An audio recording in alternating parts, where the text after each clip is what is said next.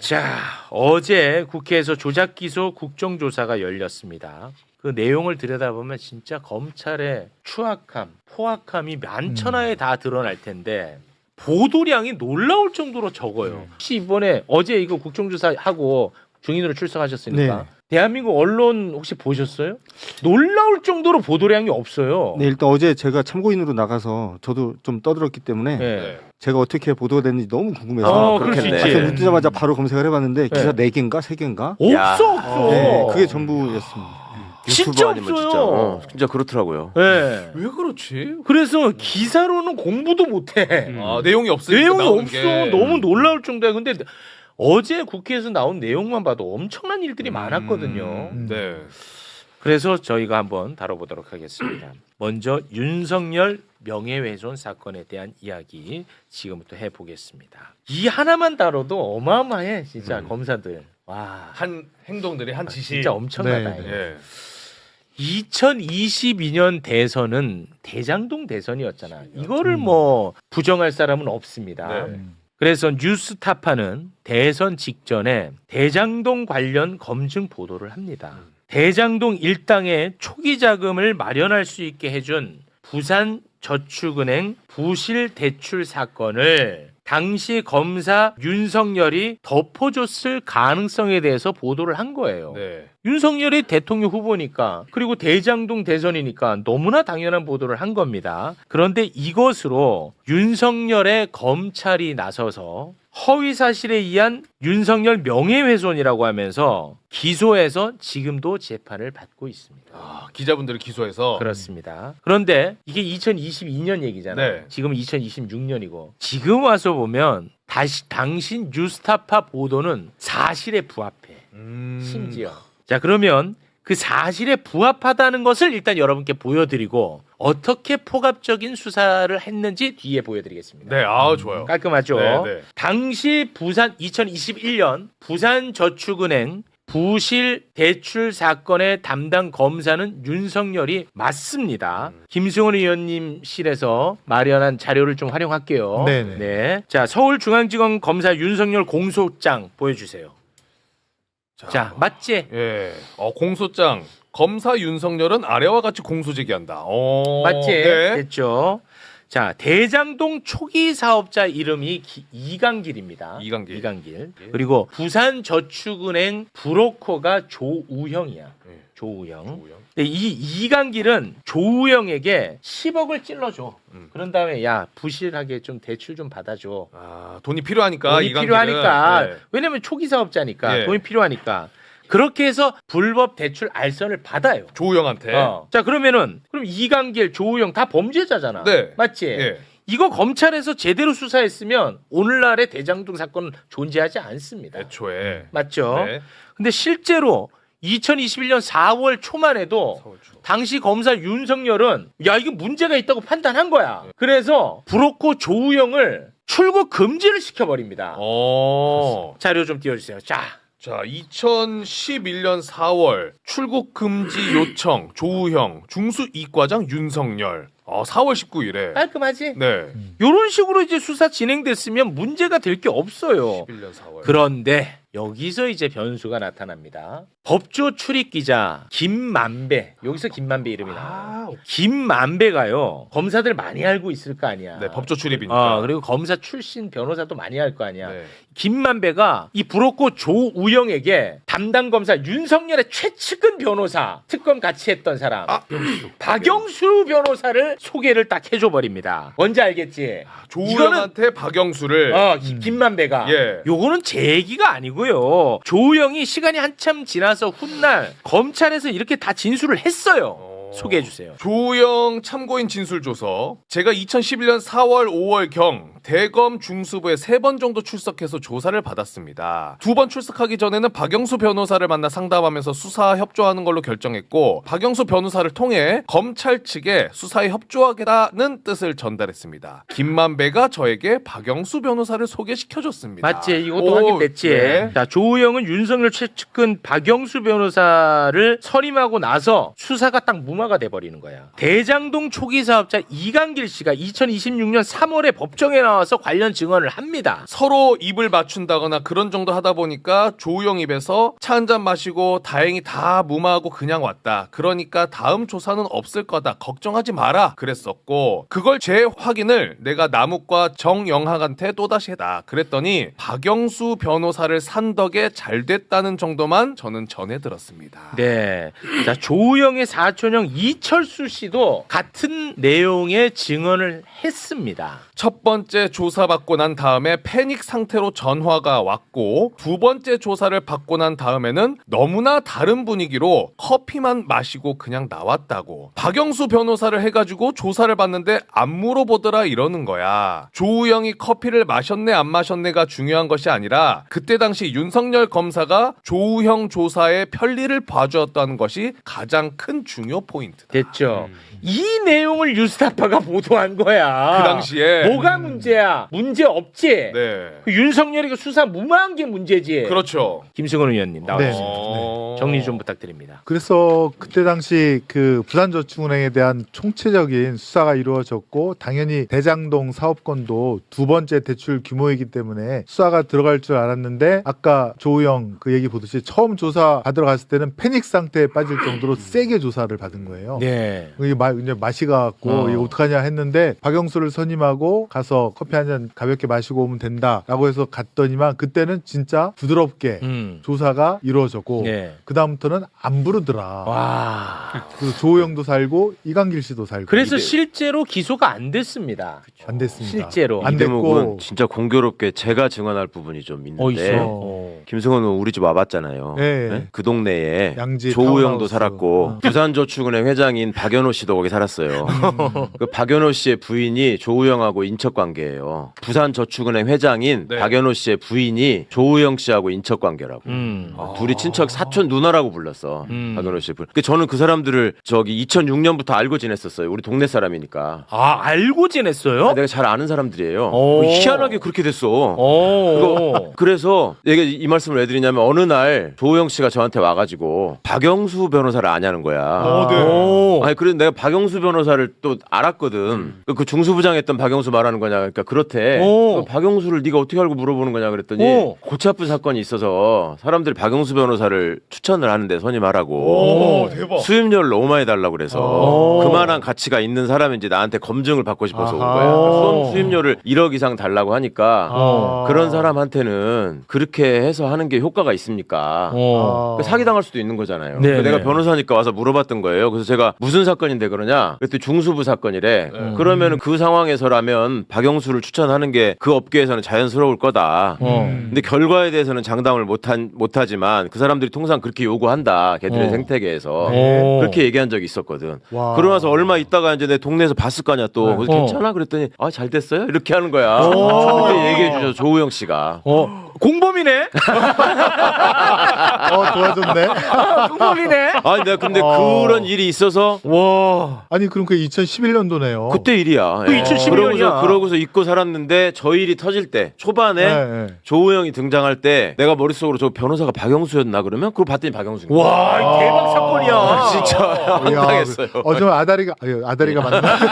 아니 근데 정말 아기가 맞아. 조우영 씨가 박영수한테 1억 6천을 줬습니다. 1억 6천. 와. 네. 착수금 5천, 성공보수금 뭐 1억 천에서. 사실은 엄청 싸게 먹힌 겁니다. 억대를 달라고 했던 말이랑도 네. 아다리가 그렇지. 맞네요. 네. 와, 이 말이 되는 나라냐는 거야. 이거 윤석열이가 그래서 이놈들 풀어주는 바람에 대장동 일당이 활기를 칠 수 있었던 건데 이거를 보도를 한 거야 그냥. 이분은 뭐가 문제야 뭐가. 근데 최후에 한 가지만 네. 더. 이강길 조우영이 어쨌건 부산저축은행 대출을 받아서 그 대장동 땅에다가 묻어둔 거 아닙니까? 계약금이니 뭐니 해서. 네. 그 돈이 사실 부산저축은행 피해자들 돈이거든요. 맞아요. 그게 제대로 수사를 했으면 그게 회수가 돼서 맞아요. 그 피해자들한테 갔을 텐데 네. 그걸 안 해갖고 지금 그들이 누린 이익이라든가 또 부산저축은행 살리느냐고 들어간 혈세가 어제 봉지욱 기자께서 얘기했지만 5천억입니다. 5천억. 윤석열이가 대장동 부실대출 불법대출 묻어둠으로써 와. 거기에 추가 투입된 그렇죠. 혈세가 총 5천억이에요. 그러니까 저게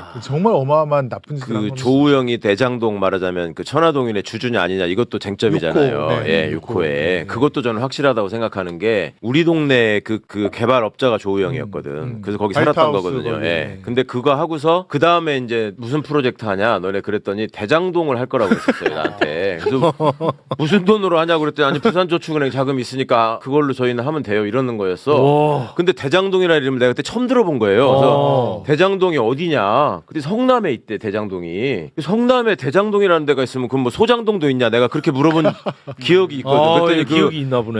그 그린벨트 지역이 거기가 풀려가지고 거기 대장동이 되게 좋은 데가 있어서 와. 그때 무슨 신세계 회장 정용진 씨도 뭐 거기다가 집을 짓고 뭐 그렇게 앞으로 뜨는 동네라고 그러더라고. 그 제가 그때 태어나서 대장동이라는 이름 처음 들었거든. 와. 그 나중에 이렇게 연결이 되는 거야. 이분은 진짜 검찰계의 포레스트 검프야. 그러니까 진짜 이해하잖아. 와, 진짜 대단합니다. 아, 내가 생각해도 진짜 내가 윤석열이하고는 정말 진짜 알겠네. 윤석열이 사건은 다 들어가 있어. 재밌다. 고발사주 들어가 있지, 도이치모터스 들어가 있지, 다 들어가 있어, 다 들어가 있어. 양평만 못 가봤네. 와, 재밌네. 자, 너무 당연한 보도를 한 겁니다. 그리고 잘된 보도야. 그럼요. 이거 상 받아야 되는 보도야. 사실 대선 후보자 검증을 위해서 꼭 필요한 보도였어요. 그렇습니다. 자, 그런데 이럼에도 불구하고 명예훼손 사건으로 대대적으로 윤석열의 검찰은 수사에 들어갑니다. 이제부터가 이제 시작입니다. 네. 네. 말도 안 되죠. 이것은 뉴스타파 기자들 그리고 뭐 봉지욱 뭐 이름도 이상한 봉지욱 요런 기자들을 혼내주기 위해서 대대적으로 벌인 것이 아니고 이것 또한 당시 이재명 대표를 잡기 위해 꾸민 일로 보입니다. 이게 굉장히 중요하거든요. 맞아요. 그게 핵심. 2023년 2월 윤석열의 검찰은 이재명 대표를 대장동으로 잡아놓으려고 했으나 체포 동의안이 부결되면서 여기서 꺾여버립니다. 그러자 윤석열의 검찰은 여기서 포기하지는 않을 거 아니야. 네. 야, 이렇게 우리가 죽을 수는 없다. 대장동도 계속 더 살리면서 이 건을 이재명하고 봉지욱이라든지 뉴스타파 이런 기자들이 같이 합작을 해가지고 모의한 걸로 모의를 해가지고 지금 거짓 프레임으로 여론 형성을 하려고 한다라고 하면 힘을 더 받을 거 아니야. 네. 그래서 시작된 게 이 명예훼손 사건으로 보는 게 타당합니다. 맞아. 맞죠? 네, 맞습니다. 근데 제가 말씀 듣다 보니까 네. 이게 남의 사건 같아요. 아니 내가 제일 잘하는. 근데 지금부터 그러면 얼마나 이제 검찰이 폭력적으로 요거를 이제 수사를 했는지 좀 살펴보겠습니다. 묶어가지고. 예. 먼저 2022년 대선 당시에 민주당 후보는 이재명 후보였잖아요. 네. 이재명 후보 캠프에서 대장동 관련 대응 TF 같은 게 있었어. 거기서 일을 했던 사람이 있어요. 네. 바로 김우철이라는 사람입니다. 처음 듣죠? 네, 처음. 김우철이라는 사람도 이 명예훼손 사건에 엮어가지고 검찰이 엄청나게 괴롭혔어. 나는 이거는 어제 처음 들었거든요. 네. 어제 국회에 나와서 이분이 증언을 하는데 이거를 꼭 봐야 돼. 왜냐? 나도 이렇게 당할 수 있는 거야. 김우철이 유명한 사람도 아니잖아요. 네. 아무도 모르잖아, 김우철. 걸리면 그냥 이렇게 박살 나는 거야. 영상으로 보겠습니다. 저는 윤석열 명예훼손 혐의로 그 당시 압수수색을 당했는데 압수수색 영장에 나오는 김만배, 허재현, 진학림, 그 조우영, 이철수 뭐 이런 분들을 첫 번째 조사에서 그분들 전화번호도 없고 통화 내역도 전혀 없다는 걸 검사가 다 확인했거든요. 그러면 당연히 빨리 수사를 종결해야 되는데 10시에 가서 새벽 4시, 5시까지 6번이나 2년 동안 조사받았어요. 포렌식 하면 거의 몇십만 건 사진이나 파일이 나오지 않습니까? 그걸 전부 다 소명을 다 해야 되고 핸드폰에 있는 한 9,000명 그 사람들 통신내역 조회 전부 다 해가지고 사돈의 8촌까지 전부 통신내역 조회했어요. 내 저 동생 결혼식 때 내 처음 받는 재수 씨 친정 오빠 그런 분들은 30년 동안도 본 적도 없는 사람들 다 통신내역 조회해가지고 사돈 민주당이 있으니까 내 이렇게 피해 당한다고 전부 다 인간관계 이간질 시키고 있어요. 제가 저 2년 동안 저 국회 정책연구위원 2급으로 있었습니다. 그 제가 무슨 도주하고 그 한다고 출국 정지 시켜가 아파트에다가 딱지표 한 달이 멀다 하고 붙이고 말입니다. 아무도 책임지지 않아요. 윤석열 정권에서 제가 무혐의 처분 받았지만은 누구 한 사람 미안하다 뭐 전화한 사람 있습니까? 제 어머니 지금 90 앞두고 계신 분 침실까지 전부 다 압수수색 수사관 3명이 들어가가지고 조사하고 속옷도 다 뒤지고 서랍장까지 뒤지고 그래가 이게 무슨 민주공화국이에요 이게? 무혐의 받았어. 윤석열 정권에서 제가 무혐의 받은 사람이에요. 언론이 지금도 유튜브에 들어가서 쳐보세요. 조영 씨 이런 분하고 저 통화 한 번 한 적도 없어요. 이철수 제보 현장에 제가 있은 걸로 해가 정치공작 기획했다고 지금도 유튜브 다 퍼나르고 있어요. 보수 언론에. 이거 진짜. 듣는데 소름 끼치는데 진짜. 진짜 눈물 납니다 저는. 저 김우철 위원님은 당직 생활도 오래 하셨고 국회에서 저 분야에서 굉장히 말하자면 산전수전 겪으신 분이에요. 전문위원으로. 저는 저 양반 보복당한 거 아닌가 싶은 생각도 들어요. 예전에 제가 변호사 시절에 무슨 이명박 대회 총리실 민간인 사찰 사건 막 이런 것도 있었잖아요. 그 사건 수사 기록이나 이런 거를 이제 제가 갖고 있잖아요. 변호사니까. 네. 그러면 그런 거 이제 입수하기 위해서 백방으로 노력하시고 그런 걸 내가 되게 저분한테 전달했거든. 그러니까 검찰의 약점, 검찰의 비리 이런 것들에 대해서 굉장히 말하자면 천착을 해오신 분인데 보복성으로 저렇게 하지 않았을까 싶은 생각도 있어요.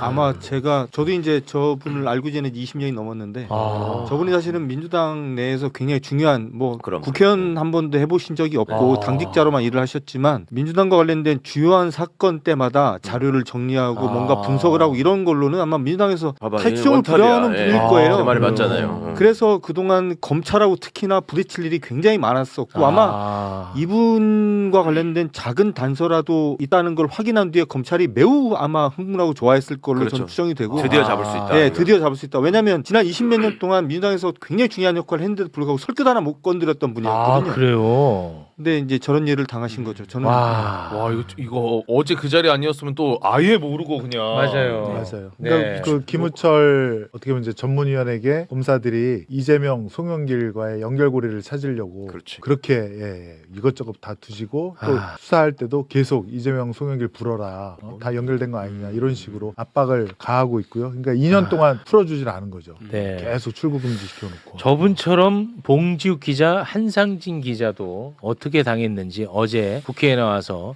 증언을 했는데 이게 굉장히 긴데 좀 많이 줄였어요. 보니까 내가 저런 거 당하면 참 너무 네. 고통스럽겠다는 생각이 들더라고요. 함께 보시죠. 법원이 압수수색을 허락하지 않은 범위에 대해서도 압수수색이 진행됐습니다. 심지어는 저희 딸아이가 쓰는 노트북까지 다 분해해서 정말. 외장하드 물려서 다 열람했습니다. 이메일을 2,000건이 넘는 이메일을 다 열람했습니다. 지금 국민의힘에서 윤석열 커피라는 프레임으로 수사 시작부터 계속적으로 말씀을 하고 계시는데요. 저희는 윤석열 씨가 커피 타줬다라는 보도를 한 바가 없습니다. 제 사건에서는 조우영 씨와 제가 통화한 사실이 없습니다. 근데 저와 조우영 씨가 통화를 4번 한 것처럼 녹취서를 조작을 해놨습니다. 왜 하필 강백신 팀에서 자꾸 이런 녹취서 조작이 나오냐? 이 부분에 대해서 저는 반드시 이제 수사를 해봐야 된다고 생각을 하고요. 강일민 검사가 당시 강백신 밑에서 저희에 대한 이제 압수수색을 제 휴대전화 3대를 집에서 이제 가져갔다가 4개월 후에 제 휴대전화를 돌려주면서 제 휴대전화에 있는 전자정보 삭제 폐기 확인서를 주게 돼 있습니다. 근데 그나마 저희가 기자니까 그거라도 준 거지 일반인들한테는 그거 주지도 않더라고요. 근데 제 휴대전화를 돌려주고 당신 휴대전화 정보를 모두 다 지웠어라고 하면서 동시에 제 휴대전화 3대 중 1대에 대한 전체 전자정보를 압수해 갔습니다. 영장 없이. 강백신 팀에서 다 이루어진 일입니다. 이창주 수사관, 중앙지검 반부패 수사관 나와 계신데 저희 집에 아침에 새벽 4시부터 기다렸대요. 제가 초등학교 6학년 딸아이 학교 데려다 주려고 나왔더니 8시 한 30분경에 저희 아파트 복도 엘리베이터에서 저를 기다리고 있다가 저한테 검찰 수사관증을 보여줍니다. 그래서 제가 알겠다. 아이를 그러면 일단 학교에 보내야 되니까 같이 가자. 안 된대요. 그래서 어떻게 하냐 그랬더니 부인한테 데려다 주라고 해요. 그래서 집을 문을 열고 현관문을 들어가서 부인한테 애를 좀 데려다 줘라. 지금 압수수색이 들어왔다라고 얘기를 했는데 그거를 말을 못하게 합니다. 들어가서. 그래서 제가 영장이 있냐 그랬더니 영장이 없대요. 영장이 없이 저희 집 문을 개폐해서 못 닫게 강제로 잡고 결국에 저희 애는 걸어갔죠. 학교를 늦었겠죠. 제가 수사관과 신랑이 한 모든 모습을 저희 초등학교 6학년 딸이 다 지켜봤죠. 이재명을 잡기 위해서 한 수사인데 제 영장에 민주당에서 김병욱 의원이 저한테 뭐 자료를 줬다 그러고 제가 뭐 허재영 기자한테 자료를 줬다 그러고 지금 강백신 검사 뭐라고 합니까? 법원에서 영장 발부한 겁니다. 이렇게 얘기하잖아요. 그 영장 발부 사유가 다 거짓말이에요. 맞아요. 진짜. 자, 요거는 좀 의원님이 좀 부연을 해주셔야 될 것 같아요. 그 봉지욱 기자는 뭐 불법 압수수색처럼 이야기를 했고요. 네. 그리고 녹취서를 조작했다 이렇게 표현을 했는데 요거 좀 부연해 주시죠. 첫 번째는 영장이 없는 상태에서 집안을 강제로 쳐들어갔다는 거죠. 네. 네, 그러니까 아이 학교 딸아이 데려다 준 것 때문에 와이프랑 얘기하려고 문을 여는 순간 네. 탁 하고 잡아갖고 문을 못 닫게끔. 영장 그다음에 없이. 예, 영장 없이 검찰 수사관이 들어갔다는 거고요. 두 번째는 저희 자료화면 혹시 첫 번째 거 봉지욱 압수수색 영장 이 보시면 법원에서 다 사선입니다. 다 그어버립니다. 이거 하지 마가 이거 하지 마. 딱 하나 살려둔 거 조고인데 조고 다 사선 그어진 것들도 다 가져갔다는 거예요. 지금. 압수수색을 다 해갔다는 거고요. 기각시킨 것도 자료를 가져갔다. 그렇습니다. 네. 이게 사실 명예훼손 이게 보도에 의한 명예훼손이니까 지금 뭐 그들이 말하는 범죄 자료는 다 보도에 이미 나와 있지 않습니까? 뭘 더 할 필요가 없어요. 사실 맞아요. 압수수색을. 그게 본질이야. 맞습니다. 그것만 보면 돼요. 네. 그게 사실인지 아니지만 판단하면 돼요. 그렇죠. 그러면 사실은 강백 씨는 대장동 수사를 윤석열이 덮었는지 그걸 수사하면 되는 거예요. 맞습니다. 근데 그러지 않고 수정해야 될 것 같은데 지금 네. 의원님 말씀이. 말씀해 주십시오. 그러니까 저와 봉지욱 기자가 같은 날 압수수색을 당했고요. 영장 내용이 똑같습니다. 그러니까 법원이 발부한 내용이 똑같아요. 가에서 사까지 항이 쭉 있는데 그중에 바항 하나를 제외하고 나머지 그 판사가 다 지웠습니다. 네. 근데 지금 봉지욱 기자 같은 경우는 영장 제시도 없이 문 막고 했다는 거 이제 제일 크고요. 신분증만 보여줬다. 예, 그리고 봉지욱 기자 휴대폰을 열어주지도 않았는데 열었어요. 근데 실리콘 골무를 가지고 와서 연 것으로 추정이 되고 있습니다. 여기에 대해서 저희가 문제 제기를 했는데도 불구하고 검찰은 묵묵무답이고요. 그러니까 저 같은 경우는 저희 영장을 보면 집에 있는 노트북 같은 건 손을 못 대게 돼 있어요. 그렇죠. 유일하게 집에서 압수할 수 있는 건 뭐냐면 휴대폰, 태블릿 등 통신기기예요. 그리고 USB 저장 장치 요것만 가져갈 수 있게 돼 있어요. 네네. 그래서 집에 있는 노트북은 못 열어봅니다. 근데 저희 집에 들어와서 아무렇지 않게 집에 있는 그러니까 뭐 쓰다가 이제 버려놓은 노트북도 네. 있잖아요. 집집마다. 네. 서너 개를 가져다가 전원을 켜서 전원 안 켜지면 아예 열어가지고 외장하드 꺼내가지고 물려서 열람을 다 하고 와. 저희 집에서는 이메일 검색할 수가 없게 돼 있는데 제가 저희 딸아이가 쓰던 노트북 잠깐 빌려서 이메일을 봤는데 그거를 열어가지고 이메일 2,100개가 넘는 이메일을 다 열람을 했어요. 와. 사진 다 확인하고 당시에는 제가 몰랐는데 나중에 제 영장을 꼼꼼히 보니까 이게 불법인 걸 알아서 제가 지금 국가배상 소송을 지금 제기해놓은 상태고 그러시구나. 그러니까 저는 근데 하고 싶은 얘기가 뭐냐면 네. 하나만 더 덧붙이면 지금 의원님께서 말씀하신 게 집에서 이렇게 불법적으로 압수해서 다 가져갔다고 했는데 가져가지는 않았습니다. 봉지욱 기자나 저희 집에 가져갈 게 별로 없어요. 가져갈 게 없어서 휴대폰 정도만 뺏긴 거 그건 이제 정정을 좀 해드려야 될 것 같고 저는 이게 이제 하고 싶은 말이 뭐냐면 검사가 그러면 몰라서 영장 내용을 몰라가지고 자기들이 이렇게 불법 압수색을 실수로 한 거냐 전 그렇게 보지 않습니다. 대한민국에서 수사 제일 잘한다는 애들이 모여있는 서울중앙지검 특수부 검사들 아니에요? 네. 이 사람들이 몰랐겠어요? 다 알고 있는데 그냥 늘상 하던 거고 일반인들한테는 이렇게 해도 별 문제되기도 안 하고 그냥 대충 뭉개고 갈 수 있으니까 일반분들 아마 모르니까. 했을 겁니다. 예. 그리고 봉지욱 기자 집에는 8명, 저희 집에 6명이 쳐들어왔어요. 그러니까 생각을 해보세요. 이렇게 집에 저 혼자 있는데 6명이 갑자기 쳐들어와서 6명이 갑자기 이렇게 쫙 흩어지듯이 방방이 집안에 있는 온갖 곳으로 쫙 헤쳐 모여서 압수색을 진행을 하는데 저 같은 경우는 변호사가 그나마 뒤늦게라도 와서 그건 2명이잖아요. 2명에서 6명 어떻게 쫓아다녀요? 못 쫓아다니죠. 봉지욱 기자는 저희가 변호사를 보내지도 못했습니다. 왜냐하면 저희 뉴스타파 사무실이 동시 압수색을 당하는 바람에 저희가 선임해놓은 변호사가 2분밖에 안 계셔가지고 봉지욱 기자 집은 봉지욱 기자 혼자서 대응을 한 거예요. 그러니까 집안에서 뭘 하고 있는지를 알 수가 없고 그러니까 나중에서야 뭐 휴대폰이 열려 있는 것들을 확인했는데 이거는 그냥 우연히 뉴스타파에서 우연히 발생한 사건이다. 저는 그렇게 절대 보지 않고 이건 그냥 검찰이 지난 수십 년간 켜켜이 쌓아온 불법 수사에 대한 관행과 습관들이 이번 기회에 터져나온 거기 때문에 잘 됐다. 끝 보자. 끝 봐야 돼. 네, 끝 보자.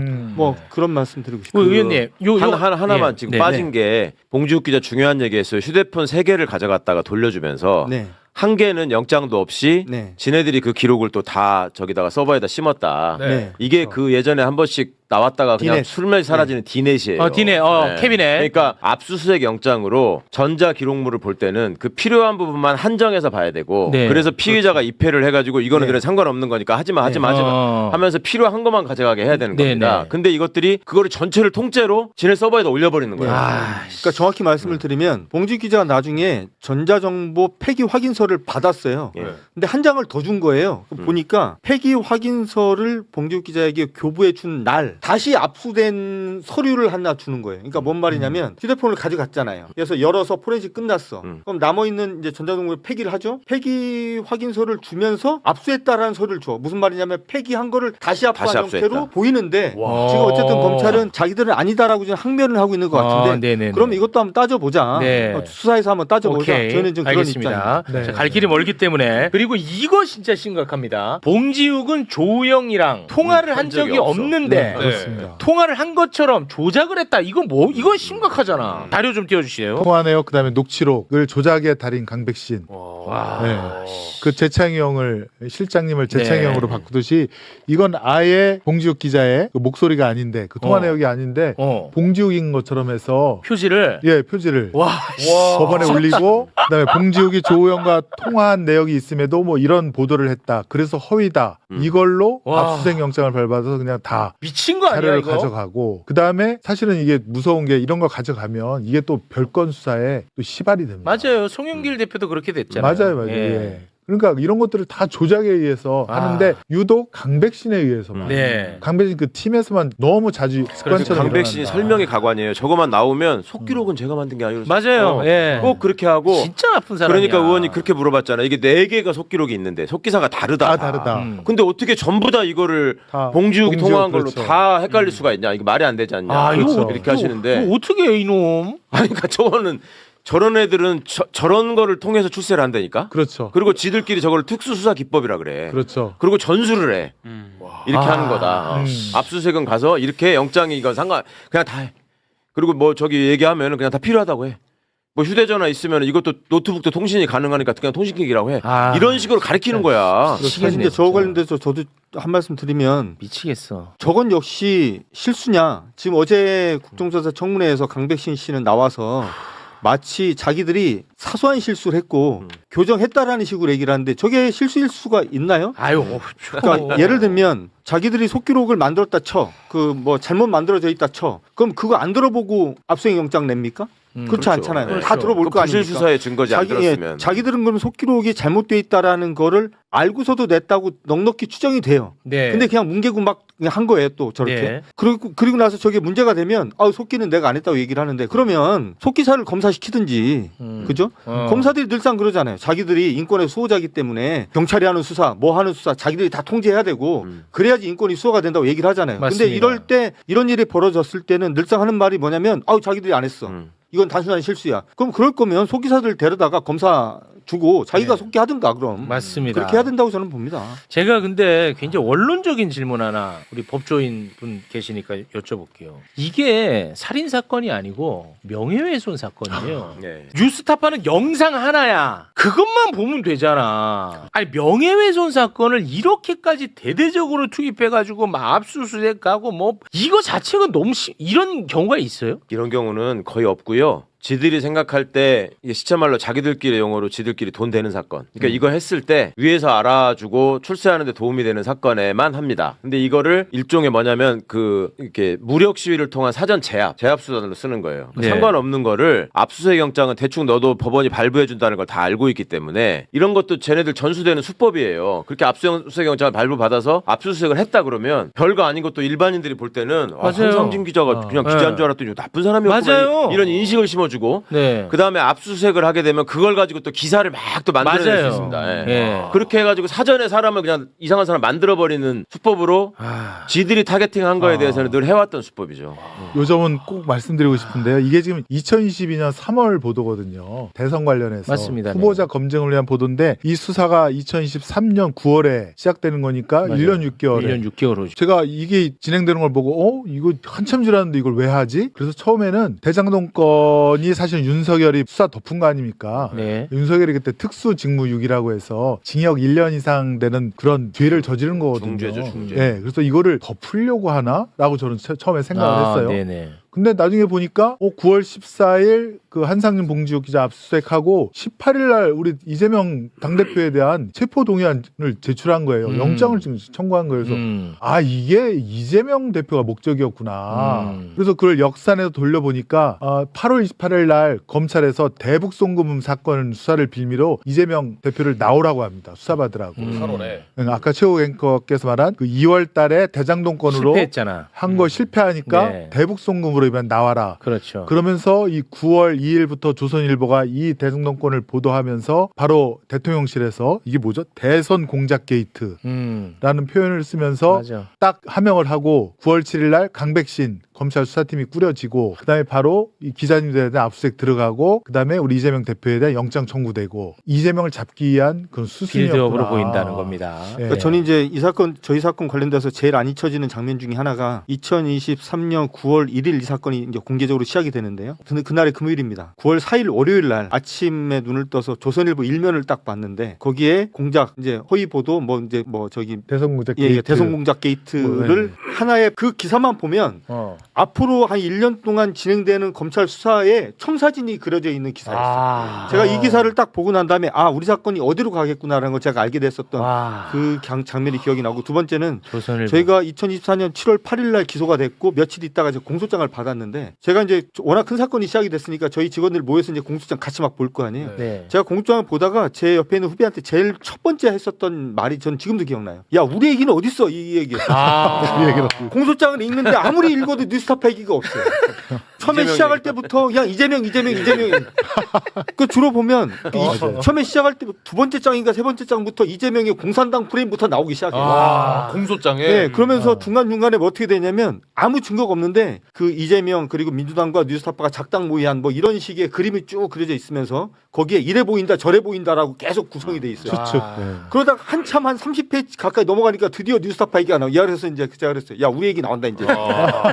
이게 저도 이제 기자 생활하면서 수많은 공소장 뭐 사건 기록 봤지만 저 이런 공소장 처음 봐서 그래서 약간 비현실적이라고 느꼈어요.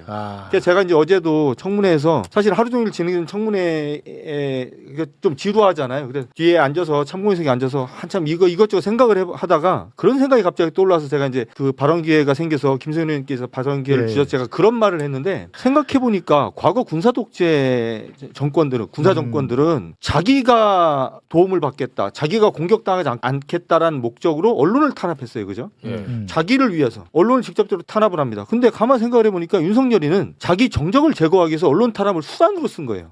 최소한 그전에는 언론 탄압이 목적이었어요. 근데 이거는 나를 탄압한 게 얘한테는 수단에 불과한 거예요. 나를 죽이기 위한 게 아니고 내 입을 막는 게 문제가 아니고 맞아. 정적을 제거하고 정치권을 재편하기 위해서 그냥 언론 그리고 언론 탄압을 수단으로 쓰는 거예요. 제가 그래서 그런 표현을 썼는데요. 죄질이 매우 불량합니다. 맞습니다. 이자들은. 네. 그래서 제가 이거는 끝을 봐야 한다. 좋습니다. 네, 그 생각이 좀 반드시. 들었습니다. 죄질이 매우 불량한 강백신. 네. 그런데 어제 나와가지고 본인은 잘못한 게 하나도 없습니다. 이 관련 지금 저희가 들은 이 내용 관련해서 예, 아주 짧게만 저희가 준비를 했는데 그래서 뭘 이 사람을 뭐 고쳐 쓴다든지 뭐 사과를 요구한다든지 이런 거는 진짜 사치다잉. 있을 수 없는 일이고 강백신이 잠깐 보겠습니다.